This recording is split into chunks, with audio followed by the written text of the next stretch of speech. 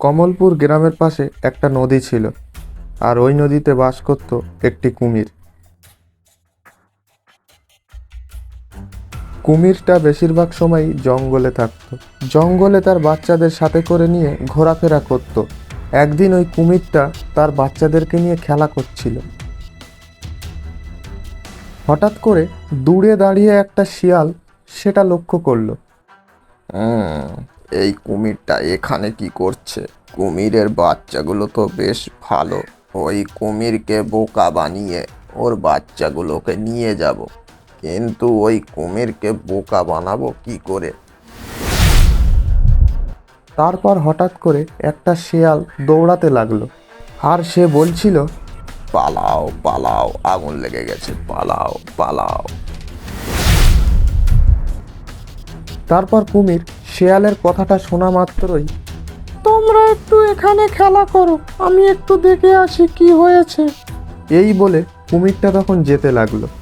আর দূরে দাঁড়িয়ে থাকা শেয়ালটা সব কথা শুনে বলল, এ তো দেখছি মেঘ না চাইতেই জল। এবার আমি কুমিরের বাচ্চাগুলোকে খাবো। তারপর সে কুমিরের কাছে যেতে লাগলো।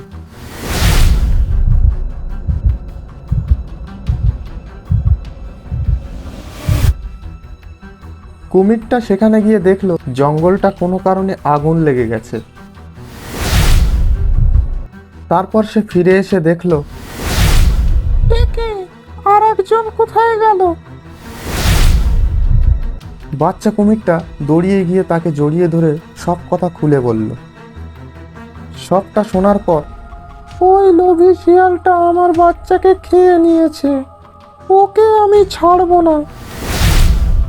কয়েকদিন পর, এ কি, এটা কুমিরের বাচ্চা দেখছি, কিন্তু নদীর পাড়ে কি করছে? আশেপাশে তো কাউকে দেখছি না। যাই, বাচ্চাটাকে ধরে নিয়ে যাই। তারপর যেই না শেয়ালটা কুমিরের বাচ্চার কাছে গেল, হঠাৎ করে কুমিরটা ঝাঁপিয়ে পড়ল শেয়ালটার গায়ে, আর তাকে জলে নিয়ে চলে গেল। এ কি, বাঁচাও বাঁচাও, কি আছো, বাঁচাও বাঁচাও। অবশেষে শেয়াল মরে গেল। তো আজকের মতো গল্পটা এখানেই শেষ করছি। দেখা হচ্ছে পরের ভিডিওতে। চলো।